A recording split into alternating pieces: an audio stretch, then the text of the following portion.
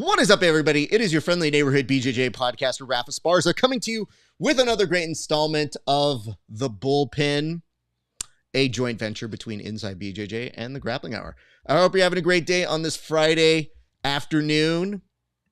It's been a long week. I know you guys have been waiting to see us. I did a short little check-in yesterday night as the UFC BJJ event happened. Didn't watch it all live, but I watched it with you guys for an hour, which was as much as I could do after the fact. So it was a lot of fun. We want to thank you guys for tuning in for that, but we are back. And I'm not the only one here. I've got my good friend, Tim Freeman. Tim, how are you doing? What's going on, Raf? Great to, I like the lower third. Thank you very much. I don't regret the money. Not one bit. Thank you very much. It's great to be here today. We got a lot of stuff going on, man. We got a missing man. We got not legal currency. We got some trials. We have appeals. Bunch of stuff going on in the world of grappling and combat sports. And it's Friday. I love having this chat with you, my man. Thank you. Good to see you. You know, this brings up a good idea. Maybe in the future we should get KREG to put the next CJI at the Riyadh Season Comedy Festival. Should go hand in hand with each other. I don't know how his antics would work out in Riyadh, but they might look the other way for You KREG. know what? You never know until you try, Tim. But why don't we start with the top of the news, which is that UFC BJJ was on last night, and it was okay. I would like to tell you guys there were some standout moments, standout performers, but here is more. Tim, what were your thoughts from yesterday's UFC BJJ? Good and bad. And this is what I'll say. Look, I thought the production was better. They had an announcing team. They had a commentary team. I thought Dean Thomas and Michael Chia did a really, really good job. And I think that helped a lot as a spectator. The last few that you watched, it was just in silence. And it's, sometimes I'll turn the commentary down, but I like to have it as an option if I want to watch it. And so I felt like that really added to the broadcast. I liked the way they presented it. It felt very much like a fight night and not like an Ultimate Fighter episode. You could kind of feel the shift and the tone change a little bit. A couple good matches. I really liked Andy Varela, Daniel Sattler. I thought that was a great fight. I liked Andy Murasaki and Chris Olivo. I thought that was a good fight.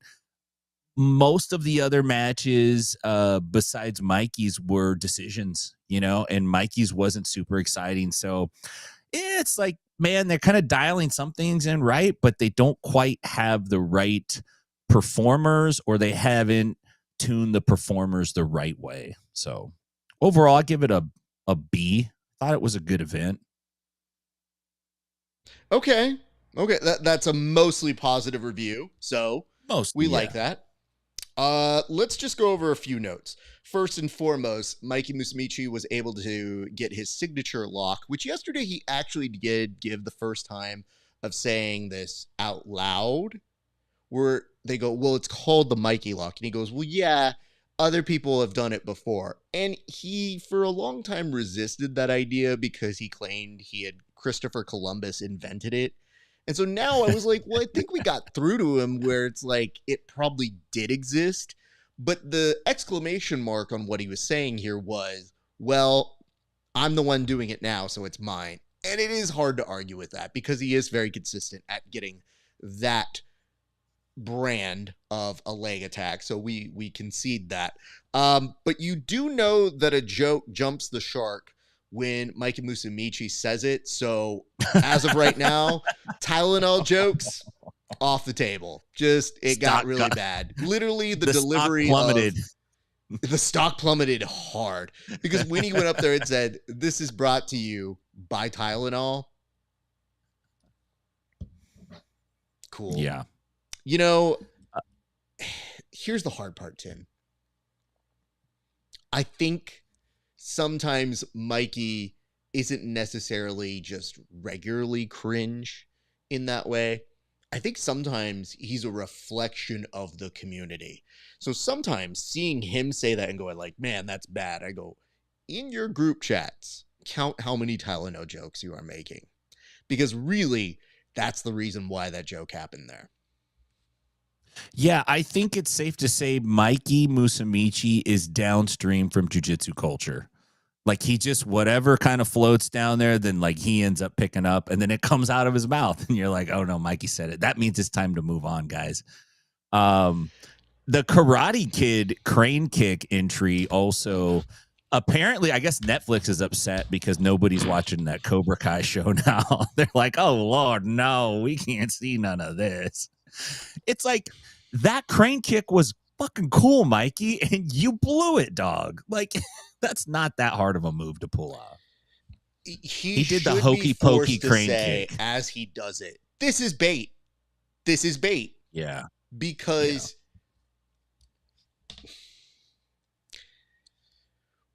I'm trying to say this in the most appropriate way possible because it's very easy to get sidetracked on somebody's inherent talent. Incredibly talented. I don't think any of us deny that. But there's not something very satisfying about seeing a dude tell us how violent the sport is, how it's really important that we respect what this sport is for its ties to aggression and how we want to grow the sport. And then they start by fake crane kicking somebody to bait them into doing the work. Now, listen, Mikey, I'm a very lazy person, but even I put effort into my baits. You doing that every time just shows that we can't wrestle. It shows that we have no other option. And it's not bad to do it once for like maybe a show of something that you're working on. We keep seeing it now every single time because you know you can goon these people. But for the love of God, is that what he's doing? Is he gooning? Is he BJJ gooning? It's just... Was that a goon move? It is a goon move. It's a reverse goon move. I think you're right, dude. He's goon bait, dog. He's goon baiting. Because all you're asking the person to do is find some way to make it exciting for you when you're the main star. And I do have issue with that in the sense that it's frustrating as we are trying to build this thing. We're trying to tell people to watch it. And then that's our main event. And I go, you know what? I really hope the people I asked to watch it didn't. And yesterday, Tim, full disclosure, I did make it a priority to watch it. I was like, maybe I'll do like a fight companion. I'll watch along. And then my wife got home and she goes, do you want to see the new English teacher episode? Which, by the way, if you don't watch it, please do. Phenomenal show from FX. But she's like, well, I'm putting it on. And I go, fuck. Yeah, I'm going to watch this. And she goes, you only have time for one? And I was like, yeah, I think so. Plays a second. Didn't bat an eye. Thought about it. I was like, well, what am I going to miss? And I saw at that point there was 4 decisions in a row. So didn't miss a ton. Anyway, Travis says, did not know we were going to be talking about jiu-jitsu gooning today. LOL. Well, listen, dude. Sometimes this show is a surprise to both you and me. But you know what, Raph? I think I have the solution for the Mikey doing the boring stuff. They ought to enact the Showtime at the Apollo rule, which is basically if the crowd is displeased with you, they boo, they stand up, they start doing this, and then we get Hanato to come in and like spray you with a water tank thing and brush you right out of the octa bowl. They flush you out of the bowl. He comes out with a toilet scrub brush and he pushes you out, and then that's it, man. You lost, dude. Now, that would be an exciting ending. I would watch that.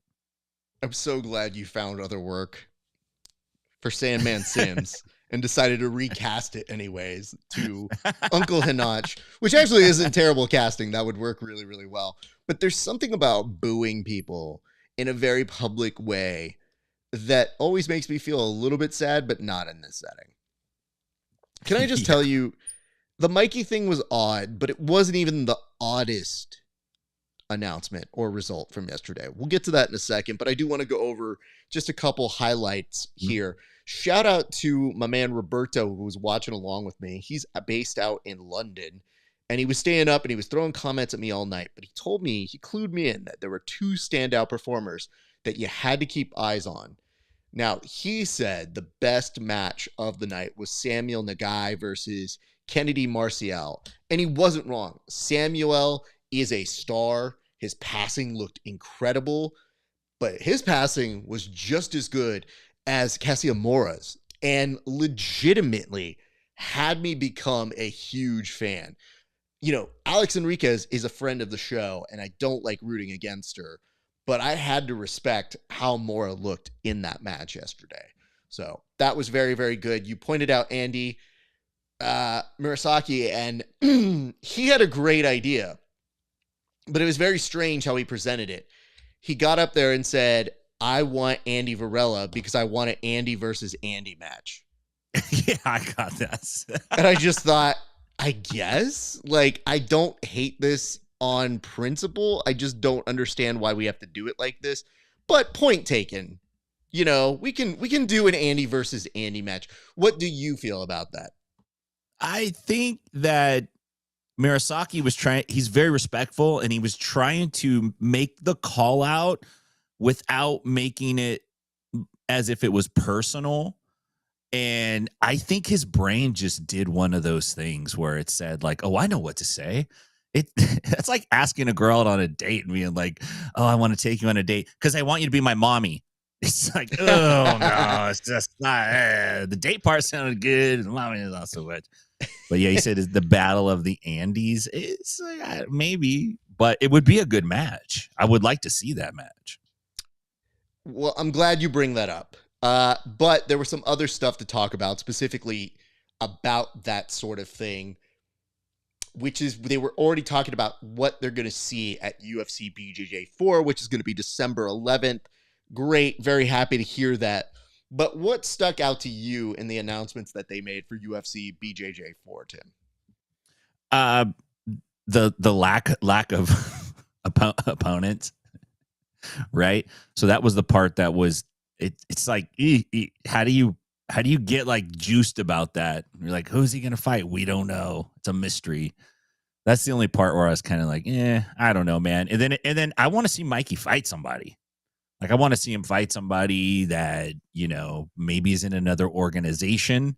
I'm afraid it's going the way of boxing a little bit, where you're only going to see guys fight in their promos. But yeah, that was the thing that jumped out to me, Raph. What about you?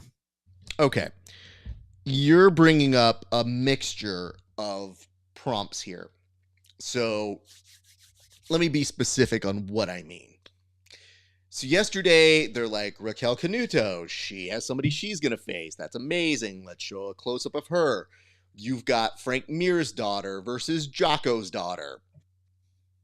Kind of a weird sentence to say, but it does make sense. So excited about that as well. Okay, great. Things are looking pretty good here. Then William Tackett versus Junior. Amazing. Love that match. But what is younger Tackett doing? AKA one of the champions of the organization. He'll be fighting. Oh, okay, cool. Who's he fighting? We're gonna get back to you. What do you mean you're gonna get back to us? We're not sure yet. And I thought about this, and I said, he's at the top of the card. And for whatever reason, they don't have a name for him, for somebody he's going to face, yet he's the champion. So it's a little different than saying, like, we got this big star, we haven't found a dance partner. This is saying at the top of the ticket, you're one of your big marquee stars. I don't know. Listen, what you're pointing out a little bit earlier here was that Mikey Musumeci is in a space where he just keeps beating everybody. He's got this incredible talent. He's very good at what he does. And then when he goes backstage, or no, I'm sorry, before he even goes backstage to have the press conference, they asked him right then, point blank, who would you like to face? And he's like, I don't know.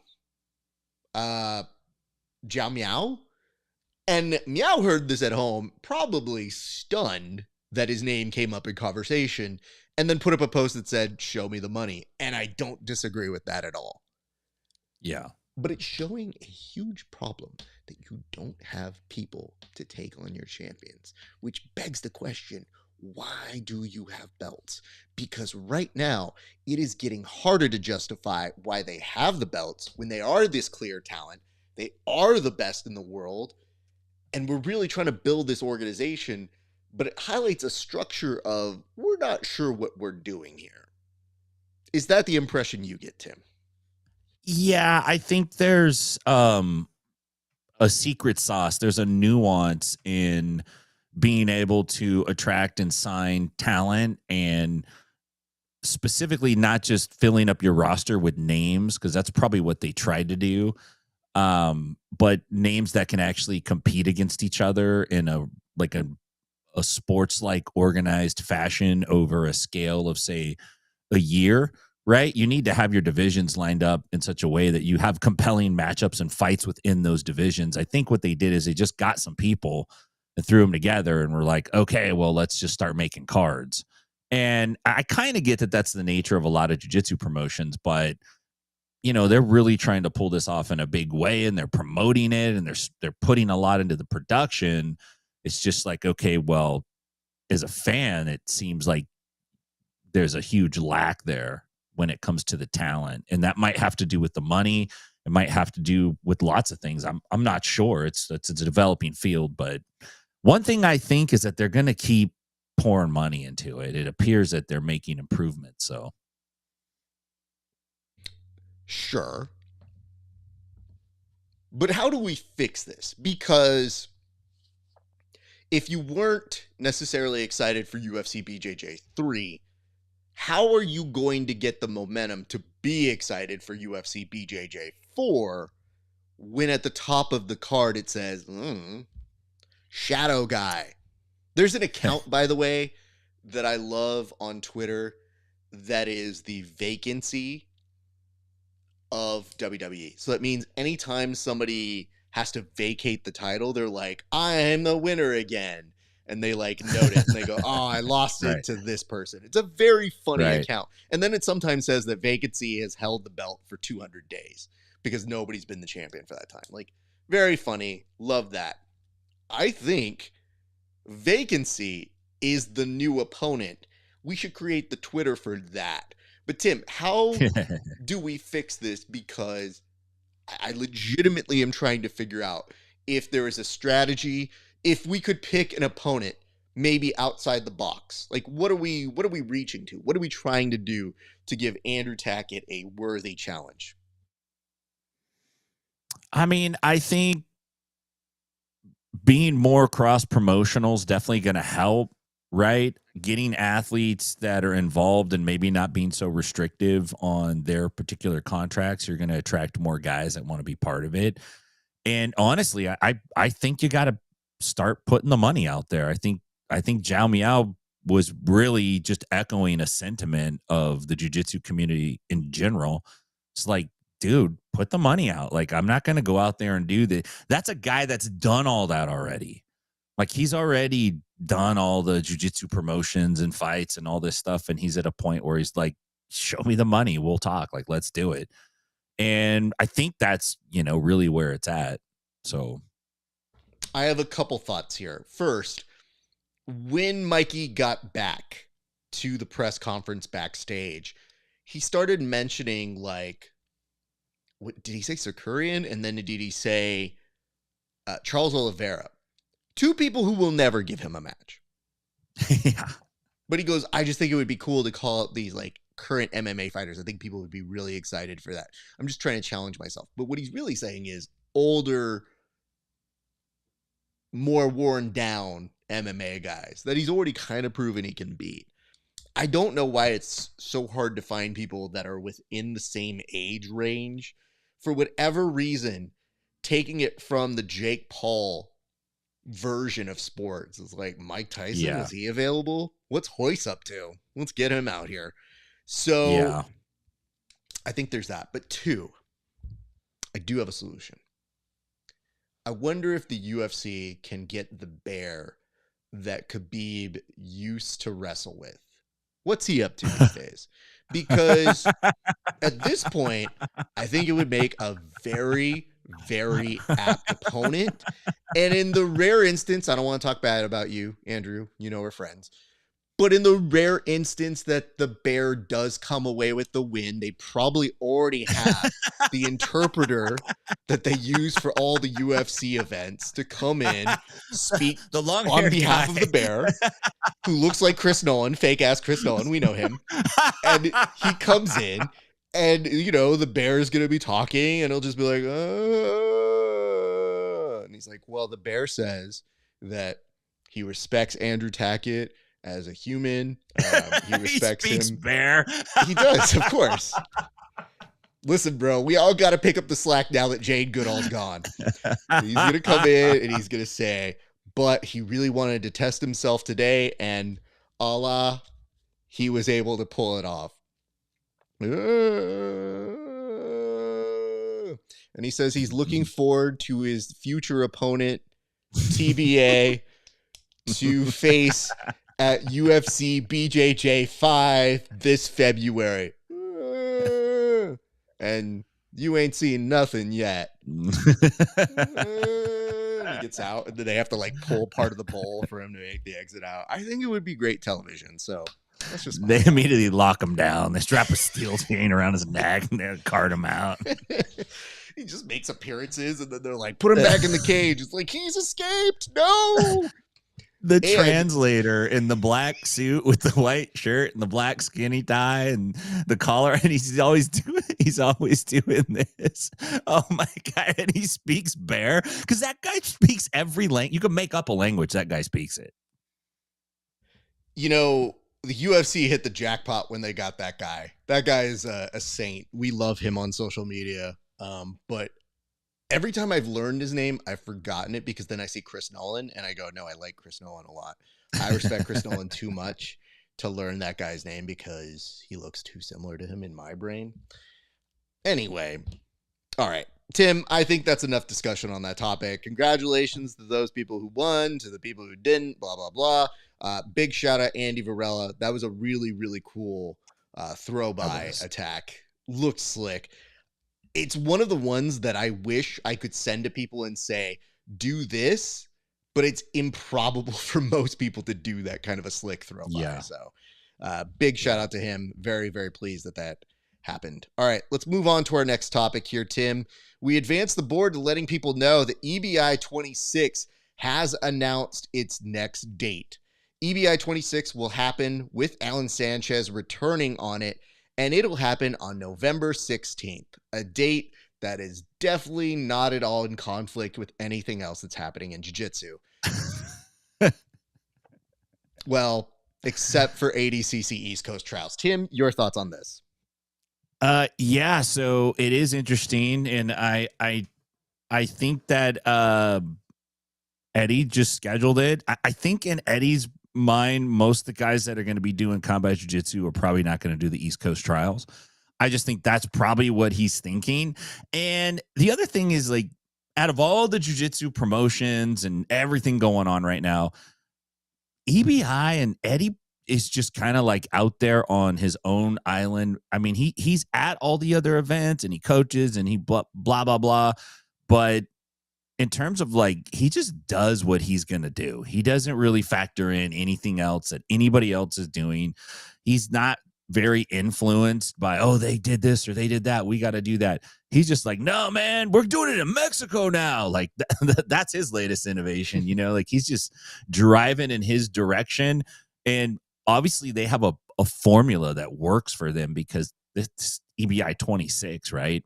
And that's not including all the other events that they've done, which are numerous. So it's pretty cool. I think it's going to be great to see Alan Sanchez back out there as a welterweight. Alan really is probably the most 10th planet jiu-jitsu, 10th planet guy there is on the competitive level. He's super good with it, and it'll be cool to see him. I don't know who else is on the card, though. Have there been any other names announced? I don't think there have been. I know they're having a qualifier on November 2nd for the 10th Planet team, right, at headquarters, but I don't know of anyone else that's actually on the card yet. I'm glad you bring that up, because you're obviously biased as a 10-payer for life, but Eddie has been showing up to these events so that he can steal the bear. So Eddie is 100% going to sign the bear as a welterweight. He's going to come in. Oh, he wants the EBI belt as well. He's going in the absolute for that. Good Lord. This bear won't rest. The Gracies show up with their own bear, and they're like, you can't leg lock our bear. He doesn't know leg locks. Your bear can't leg lock our bear.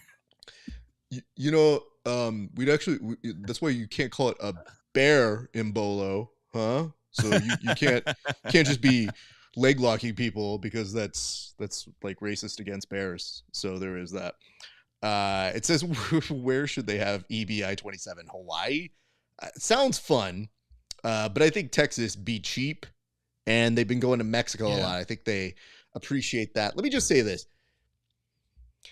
Everybody and their mom always wants the big opportunities. EBI is a huge opportunity. So maybe they figure that it won't be impaired having it that weekend. But as somebody who's kind of familiar with these athletes, a lot of them circle that date for trials because they want their shot at it, and they know they likely won't get the call. So I'm a little sad that that's the weekend they have, but that's got to be the only weekend that's available. I know it had to be brought up. I didn't think I'm the only person to think of it, but I am so concerned because I know how much athletes are conflicted on these things. So the reason I bring it up at all is because we do want to see the best of the best going at each other for EBI. We do want to see the best of the best going at each other for ADCC. And because it's a trials element, it might be limiting some people. And I would not be surprised if a couple people who get the call to be on EBI do one of these things on the phone where they go, hey, what's up? Yeah, it totally would be. When is it again? Oh, yeah, totally. Yeah. So it's that weekend.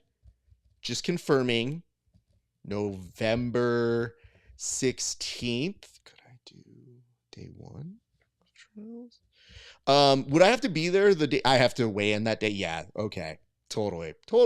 I just didn't think I'd make day two, but I mean, like cool. Yeah, I'll totally be there. Do I make money for this one? Better than making no money. Am I right? A reimbursed flight? Okay. Yeah, okay, you too. Love you. Yeah, okay. No, you hang up first. Boop. Anyway, that's probably the call that happens.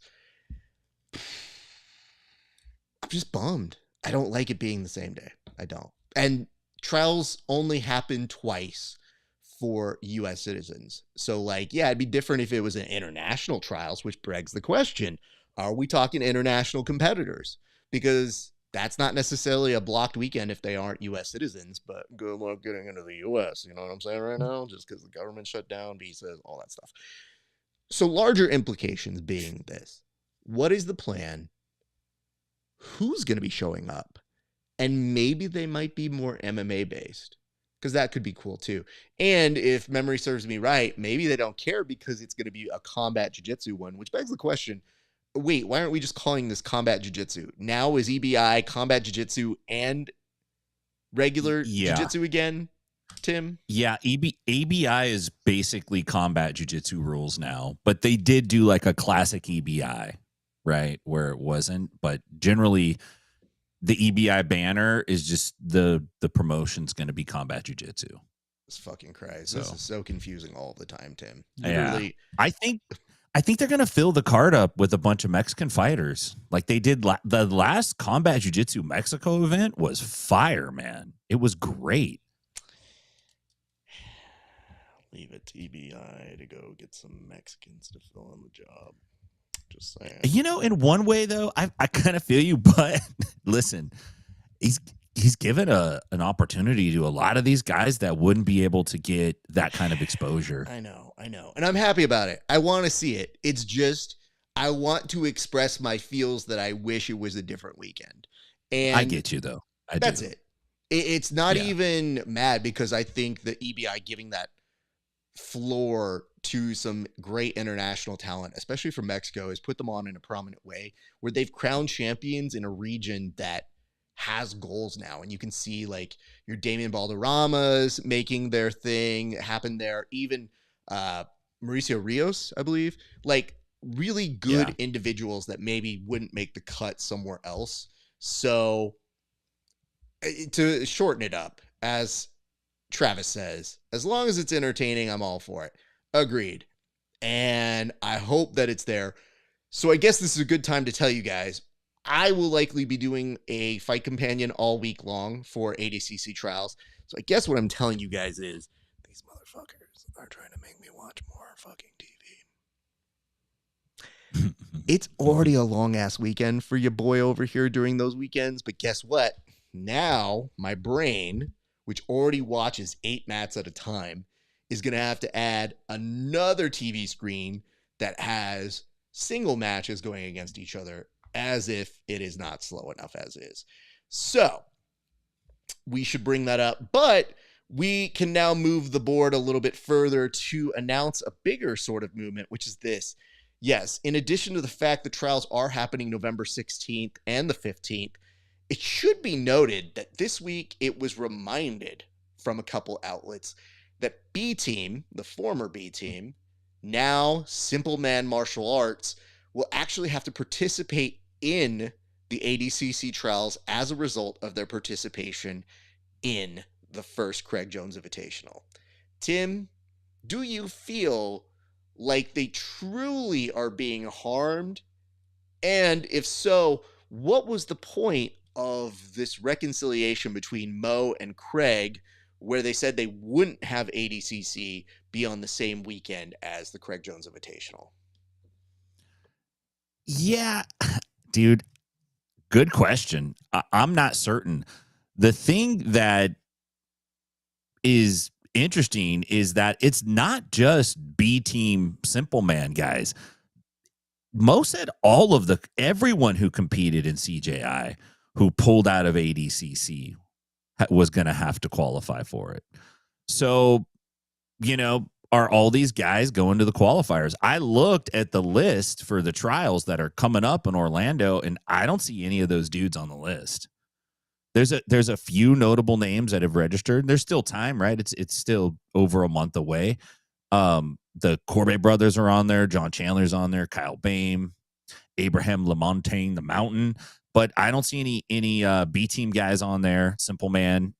So, I don't know. It's kind of petty in a weird way. But then at the same time, I kind of don't like the automatic invites. I kind of like that you have to scrap for it to get it. I think if you medal, maybe you get an automatic invite. But if you don't medal, yeah, you should probably have to scrap again for it. Just because that's how it should work. You shouldn't get it. You don't get an invitation to come to the Olympics. Like, you have to earn your spot on a team, and that means you got to go through the trials. Okay, so, let's do a for instance here. How about William Tackett? Well, did he win trials? What did he place last year? He's won at ADCC trials twice, and then famously opted to go for the Craig Jones Invitational 1.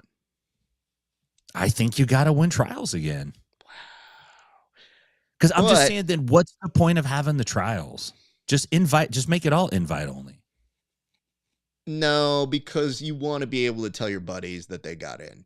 So there's always this status, this elevated status for invites. So it works 2 ways. One, elevated status for, I don't have to do trials, which sure, it kind of makes sense for some, because if you're going to go for the best, some of these people just don't feel like they're going to do trials. That would be very, very interesting people to do it. On the flip side of it, you also have invites as a saving mechanism when somebody gets injured, so that after the trials are done, what do? If somebody gets injured, do you have another trials, or go through that process and go, actually, in 10th place is this guy. This guy's in ADCC again. Yay, he did it. He was 10th, but given that everybody else has died or gotten dysentery, we are going to him. So there is that. So the invite process works 2 ways for them. I think it'll be interesting to mark, and I think we might make a chart on that here on the show when we start seeing the invites go. And we will figure out if people have actually stuck to their guns about you have to go through the trials process. It's just that the Simple Man guys are way more honest about their version, which is like, yeah, we did this, so we have this hanging over our heads because they have feelings about it. But if you've truly reconciled, that shit shouldn't matter anymore. And you are now potentially costing new talent from getting spots that could make that tournament that needs a desperate win this time to be interesting. The last ADCC, definitely with the controversy, took a hit, and it just wasn't as exciting.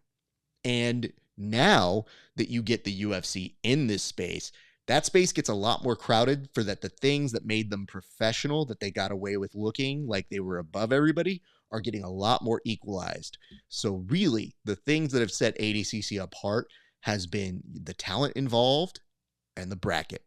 And if you mess with those two things, you don't have much, because the production now is leaning way more heavily toward the UFC BJJ.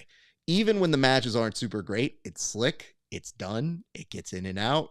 And even though yesterday they had 4 decisions in a row, we were still done in about 3 hours. So it is hard to do that. I see this. It says, if you are the best, you got nothing to worry about. Sure, but only one person per trials, per weight class gets to go. Yeah.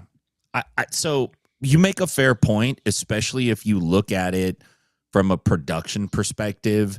Having the ability to go, look, we have a lot of power to choose who's going to be in our tournament, kind of guarantees you a way that you can pack out some stars on your roster. Because you could potentially, let's say, have a whole crop of people qualify that are not the names, for lack of a better word. And then you might get less traction with an event like that. Maybe what I would like to see is a few less invites and a few more qualifiers, right? A few more trials events, more opportunities for people to get. 2 trials in the US is not that much. Maybe they should do 4. Something like that. I would be down to see that. I don't know how many invites they send out. Do you know what the invite is? There an official, the ADCC gives out X amount of invites? I felt like it's supposed to come down to almost 8 and 8 or something, because they have a certain amount of trials that they do. So it's the 2 Americans, they've got a Europe. Whenever they combine stuff to Euro Asia, I go, I don't know how many that is. I'm trying to think of that. They have the Asian trials. So let's say it's about 10 invites. It's a 16 event. So that means 6 people are going to get invites, which, if you think about it, the winner always gets re-invited back. So if you won, that makes sense. Put them back in the weight category. Yeah. And sometimes they change divisions, or they go somewhere else, or they say, I'm not going to do it this year. Or if they're one of the grand champions, they say, hey, I'm just going to do the absolute. I don't have time to worry about this other thing. So very confusing all over the place. Having said that, if that leaves you only 6 spots, then how do you entice the big names that they've inserted in the past? And I think they're going away from that a lot more. You're not seeing a Chael Sonnen just getting invited just because he's a buddy and a star power. Right. You're seeing more emphasis on the sport aspect of it. So I don't know that that's what it is. But let's say they're on the fence with the JT Torres, and you're thinking about it and you go, is he still that guy? And does he want to? Does he get an automatic invite because he's a 2-time champion? Do they, Vinny Magalesh, if he even thinks about wanting to do it, they're just going to be like, you get one of the invites. Then it's like they're bumping people at the comedy club. You know what I mean? It's like, hey, man, sure. If Jim Gaffigan shows up, you're getting bumped. Brother, you have no idea. This shit is the worst thing to ever hear, is when you hear a big name comic and you would be on standby and they'd be like, hey, man, he's going to do a set right now. And I go, how long? And they'd be like, 10 minutes. And I go, he's going to be on for an hour. Cool. So, yeah, it is kind of what that is. And Travis, you did ask this. Why don't they do more qualifiers? Very good question. I think it is because these things are behemoths to do. Yeah. I think they've been making a very big push for expansion with all these ADCC Opens. It might actually put some weight on ADCC Opens. Yeah. Because you could even say, like, maybe your top performer throughout all the ADCC Opens gets the ability to have, not only they mentioned like a high seed for the trials, but it could be more significant as maybe an alternate spot. That's kind of a decent way to give that in there. But I wouldn't be surprised if that's not in the cards. It's just always tricky because they always say like, oh, well, Mo's going to the table and he's trying to negotiate this. And I always think like, I don't think we get a real answer on any of these things. So, there's a lot of stuff to negotiate. So as we were talking about, I think even last week with the women's petition to have a new division, I think it's a we'll see. Not a assurance, but we'll see. So why don't we move now to our next topic, which is that of coins. Well, guys, if you love currency and you love the Gracies, it's a great week for you. It turns out that right now, there have been some coins, collector's coins, that have been made that feature all of your favorite Gracies on them. Tim, what can you tell us about this incredible new marketing ploy?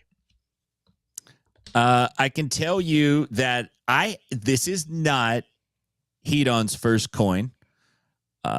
Hedon came out with the Keep It Playful coin, man, I would say 10 years ago, and I can't remember what it said on the other side. I think it said like keep it real. And then when you turn the coin around, the other side said keep it playful. Man, dude, I don't know, dude, but I mean, I kind of like it. I watched the video and he goes like, when I was a kid, my father went on these trips and every time he came back, he brought me a knife, and he holds up this dope looking knife. It's like, whoa, like my dad did not get me knives. And then he goes, but my mom, when she would go away, when she would come back, she would bring us coins. And then he holds up this coin, and I'm like, I don't want the coin. I want the knife, dude. Where's the knife? Bring the knife back. Bring the knife. But look, the coins are cool. And here's what I want to just put this out there. These coins are not just commemorative. They're not just collectors. They're definitely not legal tender. They're not minted by the Franklin Mint. But you can take these to the Gracie Academy and you could play video games in the Gracie arcade with them. So that's you could redeem them at the Gracie gift shop for those inner Gracie head restraint things, the head restraint system for the airplane, so your head doesn't slip. That's what it is. It's a head restraint, right? Like, I think they call it the sleeper hold, which is like, what? They should make it in the shape of a guy's like arms, but yeah, I can get juice bags with them, with the coins. It's interesting. I'm sure they're going to hustle a lot of them. I mean, it's a little as seen on TV. It's a little Billy Banks here, but everyone's trying to make their money. They're just doing it in a different way. Well, to be clear, not money, allegedly, at least not now. But the whole point of making a coin is so that it can become a collector's item, which then goes into currency. It's very strange. Here's what I want to point out here. I don't see a need for this unless they are used in the same way the Mighty Morphin Power Rangers had coins. What do I mean by that? Anytime they morphed, the coin would go into their Power Ranger thing, they'd express it, and then they'd say, Triceratops, Saber-tooth Tiger, and then they'd become heightened versions of themselves that could fight crime. And I'm thinking, well, I don't want a coin, but I do want to get better at jiu-jitsu. So if there's a way to tie that in where you could get the powers of these ancestors as you use these coins, then I'm in. But for right now, until I hear that you can do a coin and go, Carlos, Helio, Helion, Hoist. Together we form Voltron. Because you have to, like, it's Holtron, Ralph. It's Holtron. It's Holtron. And together we fight all of the injustices in jiu-jitsu, like pulling guard, not using self-defense, making sure that you are always in a custom gi, but not the right one, the wrong one, and paying dues, because that's what the coins really do. Hey, listen, I'll get that coin if I could go like UFC BJJ Bear, boom, and then it pops up like, oh, the bear wants a coin too. Bear, what are you doing? Just hold on, just so people can see that we're not fucking with them. Let me just make sure you put the photo up on that thing. I just need people to understand what we're looking at here. And tell me that I'm not off my mark by calling these Power Ranger coins. That, sir, is asking for a Zord to come help you out. That is not giving me Gracie. That is giving me Triceratops stuck in the middle of the volcano to help out. Zordon's really pissed. He sent J5 to go out and try to fix this thing, and it's not working. So this is what I'm looking at here. Yeah. This is not legal tender. I'll tell you that. By the way, I think that Peacemaker has ruined Eagles for me for my entire life, because I can't look at this screenshot without laughing my ass off, because look at this. This Eagle is about to fuck you up. Like, this Eagle's too much. Eagles are really misportrayed now. Like, every Eagle's violent as fuck now, dude. Like, warmongering Eagles. The Eagle community has really gotten a bad rap, man. They're not that bad of a bird, dude. I mean, they're badass, but they're not, like, always flexing. But again, I return back to this. This is an animal morphing coin. This is not about jiu-jitsu. So I'm just telling you guys, yeah, the more that you see this makes me kind of laugh in a nice way, though, because it's one of the first times you look at something and you think, all right, I see the jiu-jitsu here. I kind of get what they're going for. But in this particular case, this is one of the other coins. It's worldwide. You can triangle people all over the world. Ta-da! Oh, this is, wow. You know, this is like jiu-jitsu Pangea. You know, jiu-jitsu spread from one giant thing and went all over the world. This is why I think so many people have a skewed version of history. They're like, nah, man, the ancestors will tell you about jiu-jitsu. And I go, probably not all true. But that's a dope coin, so cool. Can you imagine, you know, after the next cataclysm, some poor bastard 12,000 years from now finds that coin and they think it's a map? They're like, those are mountains. Look at the mountains right there. It's a huge mountain range. We think the earth is flat like this coin. There's a huge mountain range you can't go over. Tim, that Loch Ness monster on that first one that had a twin that got trapped in some volcanoes. And then just being like, this is jiu-jitsu. And I go, how much do I have to pay for this, sir? That was bad. AI generated. Let's move on before we get angry phone calls, which we probably still will, especially as we talk about this. Hey, did you know that earlier this week, KREG Jones was reportedly missing? Probably not, but reportedly.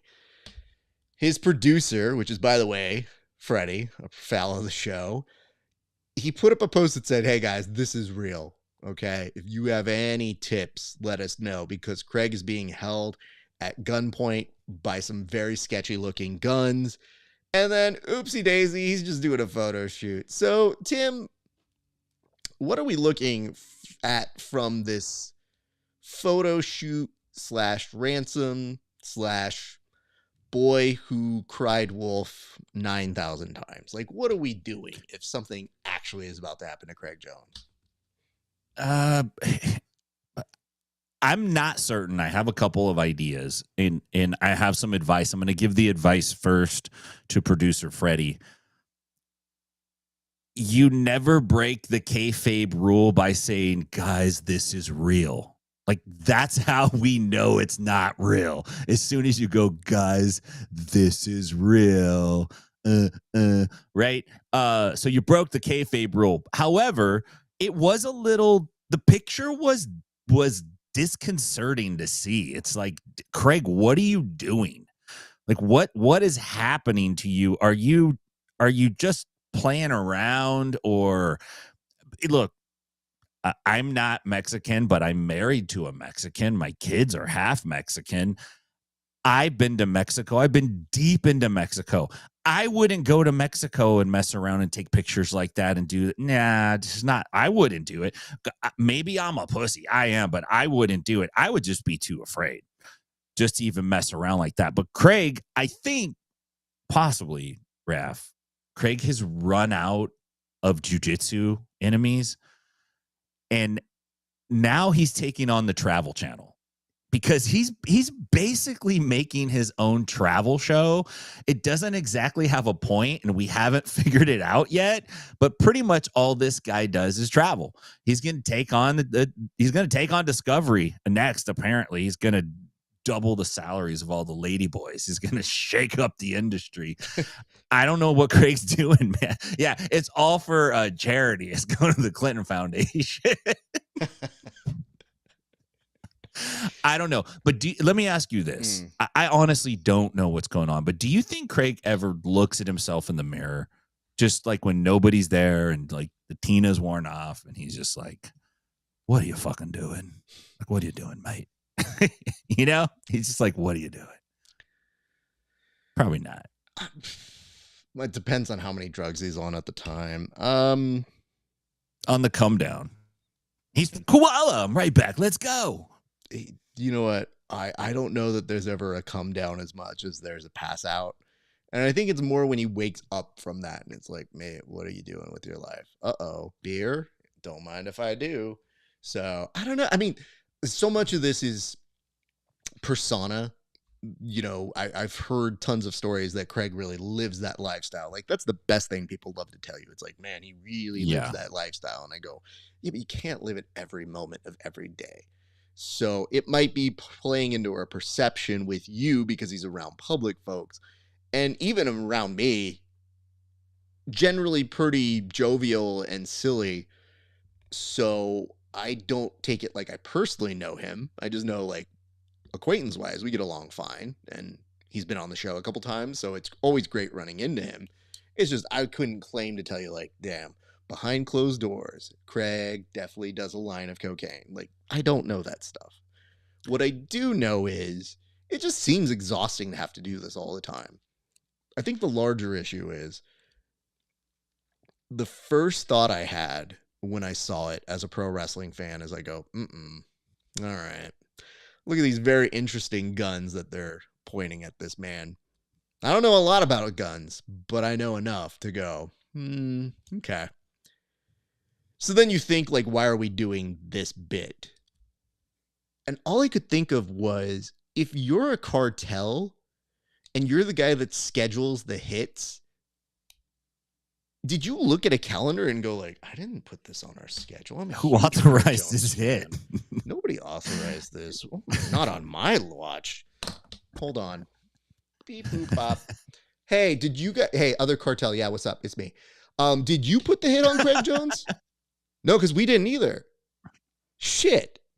Well, should we put one on him for pretending? You're thinking about that too. Okay. Call me when you guys figure out what you're going to do. Because if you put one on, we won't do it, but we'll do it next week. Okay. Sounds good. Love you too. Okay. Bye.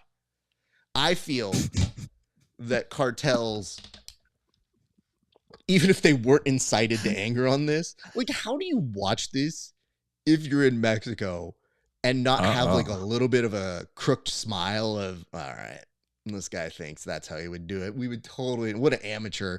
We would totally abduct him like this. And it makes me think if Craig basically has come up with the premise for a movie where he finds himself in a Tropic Thunder-esque moment where it's like, no, we're just playing in a movie. And then they're actually in the actual shit. So now he's being hunted by the cartel as a result of it. I would hope that our friends in the cartel, I would hope they're huge Craig Jones fans and that they just sit there like, do you see this shit? Look at this. I love him. I can't hate you. Like 3 fire emojis. Yeah, dude. I sent you that John McAfee pic to put that up. He's turning into this cat, dude. And McAfee was a crazy millionaire who lived a very Craig Jones lifestyle. And everybody is like, is it real? Is it not? Is it real? And he eventually ended up in jail in another country and said, if I die, I'm not suicidal. And then, yeah. This guy looks like if Sean Penn and Al Pacino had a kid, just known henceforth as Sean Pacino, because it's a lot, bro, but you're not wrong. You've mentioned it a couple times. It's that Craig turns into this manifestation of a good story. So no matter what you're saying, if you just add Craig Jones to your story, it's like, well, we add an open mat, and you go, oh, boring. But then Craig Jones showed up. Oh, yeah? Like, people suddenly start to get a little bit more in. And what'd he do? I mean, he just came and beat up everybody. I bet he did. What a fucking guy. I love that guy. So we hope Craig's okay, but it just makes me think, I'm preparing in my head, if anything does happen to Craig and we don't wish it to happen to him, I'm a little nervous about how I'm going to take this news, because I'm going to be so inherently critical of the message that I'm going to think, yeah, but is he really? Yeah. No, this time it's really real. No, guys, in the comment section, they said it's really real. So I believe that. Anyway, speaking of really real, you put this up on the board this week, Tim. There was an interesting fight over the weekend that caught some ire and some attention and perhaps some confusion. And I think the confusion comes from the fact that it looked like a fight was over this past weekend with Jake Matthews, where it looked like he had put away Neil Magny and there was a tap, or he was going to sleep, my apologies, and that the referee stops it. And then what happens from there, Tim? So, yeah, interesting. I was watching this live UFC out of Perth, Australia. We got Neil Magny, who is a super vet, right? And he's going up against Jake Matthews, who had Magny in what I would describe as like an arm-in guillotine, but kind of from side control, from top side control, kind of, sort of. And the cage was kind of right up next to them. And it appears that Magny goes to sleep. Now, you can't exactly tell because the camera angle is from actually right behind the fence. It's that like low fence side camera shot. The commentator is going, he's out, he's going out, he's going to go out. And then the clock is ticking down. And then the ref, he stops the match. And he calls the fight like he went out. Matthews steps up, puts his hands up. But as soon as the ref calls the match, the timer goes off. And Magny's like putting his finger up, going like, no. So then the ref changes his mind and lets the fight continue. And in the third round, Magny ends up submitting Jake Matthews, gets the sub and wins. And now Jake Matthews is appealing the decision. And a couple questions on that is, one is, is the ref's word final? I think it has to be final. Look, we tell the athletes what the ref says. That's what you do. Obey his commands at all times in the octagon. All times. Okay, great. But the ref can't be indecisive. He can't be like, oh, I poked. Nah, maybe. Did you? No, stop. No, maybe. The ref has to be like, yo, the fight's over. It's over. It's over. You don't get to go like, oh, but he made a compelling case. He used the right tone of voice. He gave me a certain look, and I realized that I should change my mind. You can't do that. I think if you call it, you call him. I think Matthews has a real legitimate gripe. Whether Magny was asleep or not, the ref called the fight, man. Whether there's 10 seconds or, 2 minutes on the clock, it doesn't matter. So, yeah, and then how does the appeals process work? Like, you're in Australia. Who's the athletic commission? You know what I mean? Like, who you going up before, like, Crocodile Dundee? Like, who calls this? Like, somebody's got to make the decision. It's like a koala bear and Crocodile Dundee. They have like a magic boomerang they throw. If it goes that side, you win. If it goes that side, you lose. I don't know, man. They start every appeals process by, that's not a case. This is a case, mate. Take that. I hear what you're saying, and every part of me that adheres to rules and order when I play a board game agrees with you, but now they've opened Pandora's box, and I like it for this reason. Okay, hear me out. Yes, the referee should have final word, but they should have a revision process. Why do I think that? Well, have you ever seen a fight get closed off and finished before you were done watching it? Now that I know a ref can just magically wave that around and that he doesn't have to adhere to this, well, I touched you, so the fight's over. Sorry if I fucked up. That means they get a first draft. I like the idea if a fight is fire and a doctor comes in and goes, stoppage, and the ref goes, I don't know about that. I kind of like how this was going. Boys, round 2 we go. I think what you have done is you have made the referee now judge, jury, executioner, and I, for one, am all about this Judge Dredd way because of the following idea. Think about it when the bartender says, shots for everybody. Like, that is what you have now turned the ref into, because they can feel this crowd. If that crowd's unruly and they're getting really pissed, don't send them home angry. Let the referee use that discretion to say, like, hey, you guys want to see that fight continue to go? Crowd goes nuts. Yeah, let's do it. The bear's like, and then everybody's sitting there going like, let's see one more round. And he's just like, all right, you idiots, no problem. I know we said 5 rounds, but just because I love you guys, 6 rounds. They've turned it into the Coyote Ugly of officiating. I like it. Not quite against it. So, Tim, unfortunately, your rhetoric only pulled me further away from logic and made me say, well, now that I know you have this superpower, and more importantly, does this superpower only happen in Perth? Because if that's the case, we need more fights in Perth, because anything goes there. I don't know that we could do this in any of the commissions here in the state. I don't think California and Nevada are going to be doing that anytime soon. But come on, let's try one. We'll see how it goes. I think you're right, because we can't do it here because we are under the Marquess of Queensberry rules, so you can't do it under that rule. But in Perth, they're just under the Commonwealth combat rules, and they can do it, right? They can make the Perth ruling. I would love to see a ref just be like, yeah, you guys like that? Put a blindfold on that motherfucker. Like, now you got to fight with a blindfold. And the crowd just like, yeah, you think you're tough? One leg, John Jones. You can only use one leg. That'd be great. Oh, you think you're the GOAT? Well, how about you fight an actual GOAT? The ref starts fighting. I'm in this fight now. Well, let me get a all lick. day for this to happen. Takes off his shirt, comes in. Be like, oh, I guess I'm UFC champion now. Well, I won. So here do we put this? How do we confirm somebody is actually out? Like, do you put a heart rate monitor on them? You could answer this, Raf.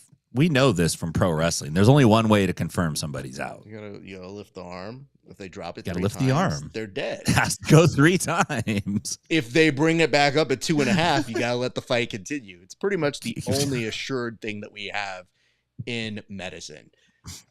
Medicine has never been a perfect science, but raising the arm 3 times, absolute perfection. You're never going to improve upon it. If your doctor doesn't do that immediately when you go to get your blood pressure taken, find a new doctor. Oh, man, that's what I'd be doing if I was like one of those fake doctor guys. I'd be like doing your arms. Tim, you as a fake doctor is the best bit we don't have time to do. But that is I bet I could pull that off, man. No, because you would walk in with a hat on as the doctor. It would just be like, so what do we got going on here? Heart? Actually, it's your leg. But we won't get there yet. I'm just going to preview that. Hey, How about instead of talking about what's wrong with you, I'm going to tell you a little bit about what's wrong with me. I've been grappling a lot. My back's hurting. Yeah. Or that you just start comparing injuries, because there's nothing better than when you start telling somebody like, yeah, my lower back kind of hurts. And they go, oh man, my lower back's been killing me. And it's like, this isn't a competition, you dick. I'm just telling you, I feel dead inside. Yeah, I haven't felt alive since 1982. Dude, you're my doctor, sir. I digress. All right, Tim, I think it is time for us to get to this week's low light of the week, the fight of the week. What can you tell us about the fight that you have curated for us today? I have curated a very special NFL 2025 football season fight. And this isn't just any fight. This is a fight between what appears to be security personnel, not an armed guard or police, just like one of the guys that wears like black tactical pants, black boots, and a black t-shirt tucked in, and then he's fighting a dude in a jersey, and the dude in the it's a great fight. It's unlimited weight division. There is some X guard played. There's some strikes. It's a quickie, but it's fantastic. Keep an eye out for the role that the carpet plays in this fight. Always, always, always know what you're standing on. Okay. Well, I'm nervous about this, as I always am, but I will play it anyway, Tim. Godspeed. And for those of you waiting to see what this one looks like, I think you will be pleasantly surprised. So let's go ahead and put that up right now.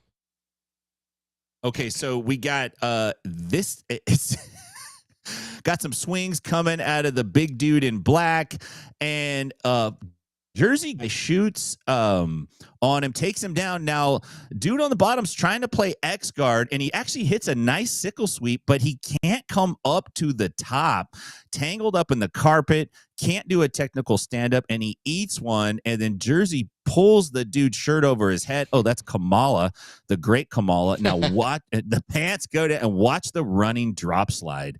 Boom! Takes him out for good measure, and that was the fight. That was the fight, Raf. It's a short one, but it is super, super fun to. I love the X guard sweep. I hate the fact that dude couldn't come on top.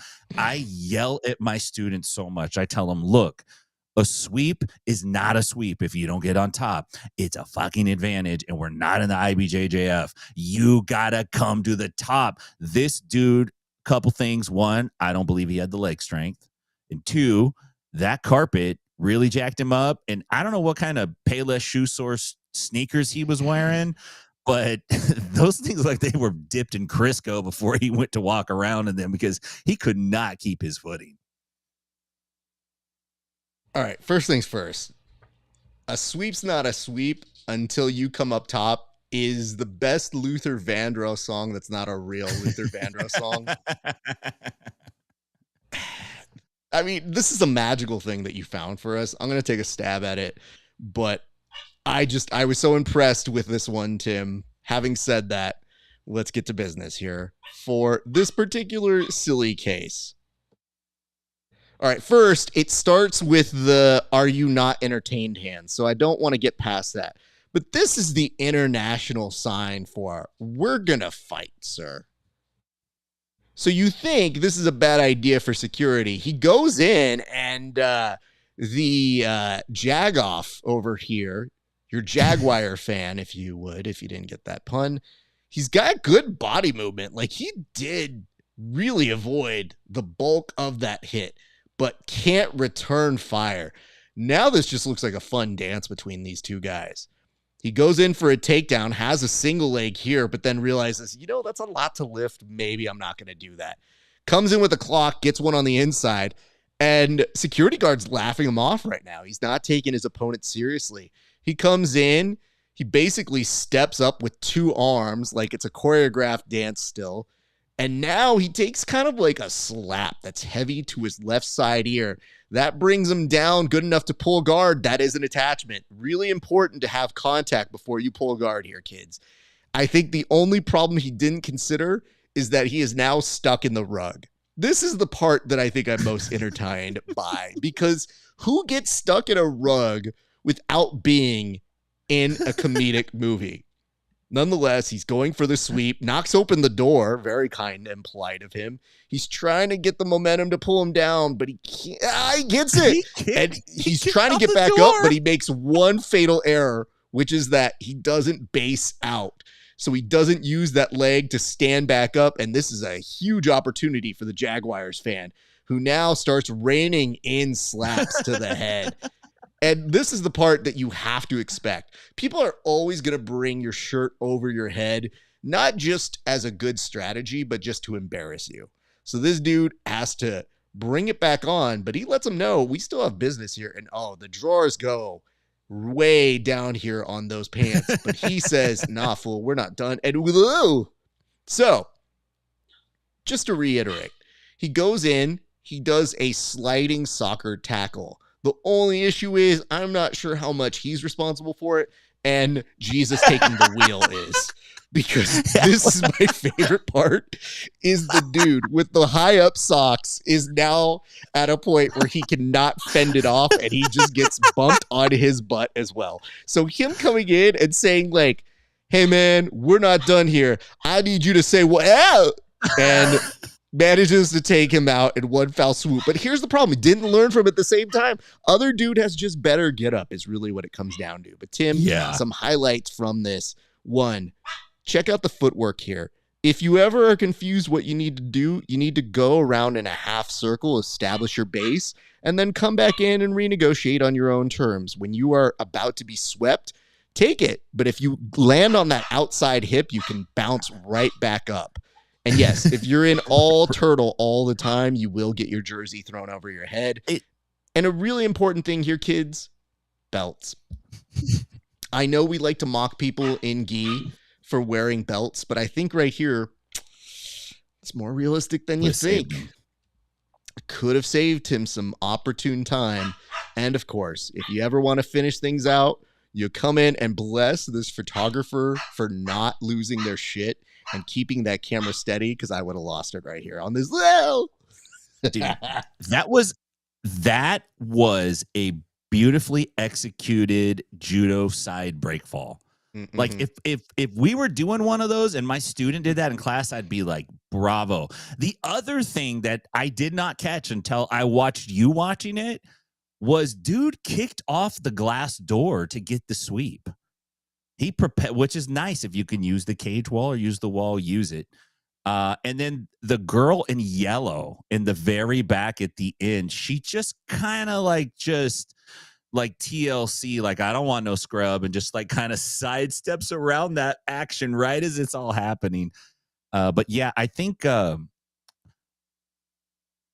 nice dodging of punches, but the door kick right here was beautiful. And then right up at the end, I love this. He goes full Derek Lewis. He's like, I'm like Derek Lewis. Fuck it. He drops his pants. My balls is hot. Watch the girl in the yellow pants in the background. She just is like, oh, I don't want none of this. She's like, huh? She just walks off. The dude celebrates that she walks in front of. He throws his hands up like it's the best thing he's seen all day. It's the best tackle the Jaguars got all afternoon. This is magical, but I would say this. I think it is a good reminder that we are done for the day. So why don't you tell the people where they can find you, sir? Yes, sir. Find me at Inside BJJ, all your favorite social media platforms. If you're in Nashville, come see me at 10th Planet Nashville. And if you are out in Stockton, go see my homies at 10th Planet Stockton. I will be out in Stockton the weekend of ADCC trials. Imagine that. I won't be in Orlando and I won't be in Monterrey, Mexico. I'll be in the 209. Let's go. Great to see you, Raf. Great show, man. So much fun stuff today, man. I got to get me a coin. I got to do it. I'm going to do it. Beautiful work here, Timothy J. Freeman. I appreciate you as always. I will close this bitch up right now. Ladies and gents, thank you so much for joining us here on another installment of The Bullpen. We hope you enjoyed this episode. Obviously, I've got a dog that's really anxious and wants me to finish this show, so I'll just do this and then I'm going to be out of here. If you like what you see, check us out at Grappling Hour or Inside BJJ. We both have Patreons. You can find mine at Grappling Hour on patreon.com/Grappling Hour. You can also get you some Grappling Hour merch if you head on over to RAFESPARZA.com/merch. Go get some, support the show. We've got some new tank tops up there for availability as well. You know we love you guys. Travis, listen, no, we love you. Thank you for the show. You guys are the real heroes. And you did ask, was that an open hand slap? The answer is yes. But I do like this one. The MMA could learn some things to add from this video. Add carpets to the ring. It can't hurt, especially if shit gets boring. And if you're fighting in Perth, anything goes now. Nonetheless, my friends, that's going to do it for us here at the Bullpen. Thank you so much for watching. My name is RAF ESPARZA on behalf of Tim Freeman. We appreciate you guys. We will see you back here next Friday. But until then, keep everything going in the world. Have a great rest of your day. And we, again, look forward to seeing you guys next Friday. Until then, it's been a great day for grappling.